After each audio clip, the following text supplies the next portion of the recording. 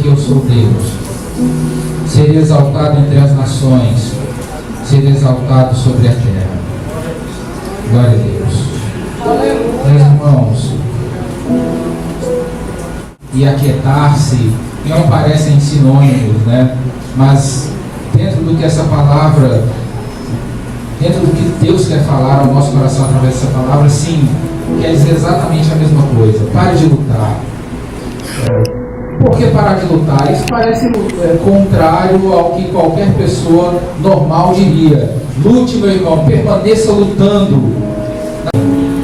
Quando ele manda parar de lutar, ele está querendo dizer que você deve se render à vontade de Deus e não lutar contra a vontade de Deus. Parar de lutar contra a vontade de Deus. Esteja quieto.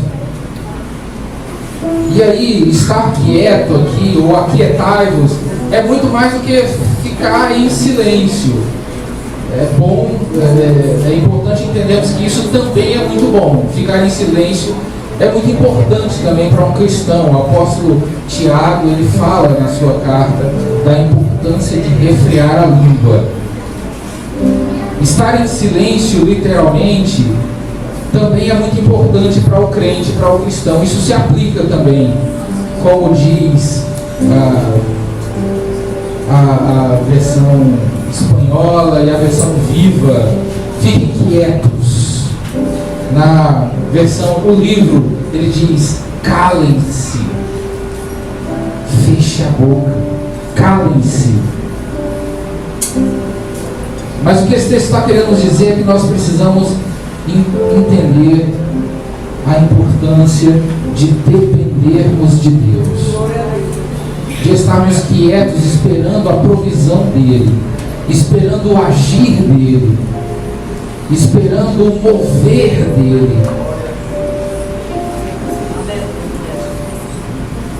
Quando a Bíblia diz aquietai-vos, quando a Bíblia diz e sejam quietos, quando a Bíblia diz pare de lutar, ela está falando de entrega.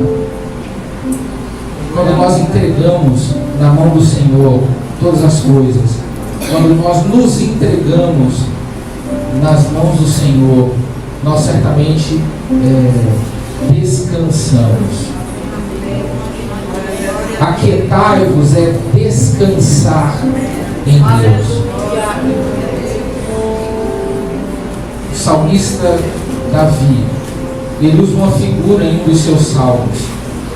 Ele diz: como uma criança de colo, como uma criança que ainda amamenta, é a minha alma em ti, Senhor.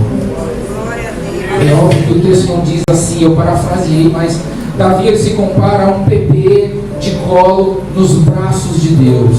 E por mais que uma criança de colo, uma criança que ainda mama, esteja agitada no colo, nos braços do pai, ela se acalma, ela se aquieta, ela para de lutar, ela se entrega, ela confia, ela para de reagir.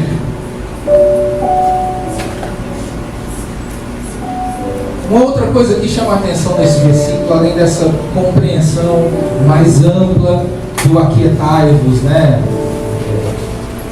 Que pode ser pare de lutar, fique em silêncio, cale a boca, confie, dependa, entregue-se. Existe uma coisa no texto que é subjetiva, não está explícita. O texto não sugere você parar de lutar. O texto não sugere que você se aquiete. O texto está no imperativo. Isso é uma ordem. Aquiete-se. Isso não é uma opção de quem serve a Deus. Isso é um mandamento do Senhor. Deus não está dizendo: olha, se você tiver outra opção, faça o que você quiser. Se não, você pode escolher optar, aquietar-se. O texto não diz isso. O texto é uma ordenança. O texto é imperativo. O salmista ele não arrudeia, ele diz: aquiete-se, aquietai-vos e sabei que eu sou Deus. Quando nós obedecemos a esse mandamento, a parte B do versículo nos revela que nós entramos em um outro nível de conhecimento da pessoa de Deus. O texto diz que quem se aquieta sabe quem é Deus. Aquietai-vos e sabei que eu sou o Senhor. Ou seja, quem não se aquieta, quem não se entrega nas mãos de Deus, pode ter um conhecimento de quem é Deus limitado. Você verdadeiramente só terá um conhecimento de quem é o Senhor, de quem é o Deus a quem você serve, quando você verdadeiramente confiar nele, quando você verdadeiramente se entregar nas mãos dele, quando você verdadeiramente desistir de lutar com suas próprias forças, quando você definitivamente aquietar-se. Aquiete-se e saiba. Aquiete-se e adquira conhecimento de quem é Deus. Aquiete-se e passe a entender, compreender, conhecer, saber que eu sou o Senhor. Aquietai-vos e sabei que eu sou Deus. Serei exaltado entre as nações, serei exaltado sobre a terra. Geralmente o Senhor é exaltado sobre as nações, exaltado sobre as terras, pelos seus feitos. O salmista diz isso em vários salmos. Anunciai as obras do Senhor, declare as obras do Senhor, exalte ao Senhor através daquilo que Ele faz. Quando nós nos aquietamos, passamos a conhecer melhor a Deus, e assim podemos exaltá-lo com propriedade.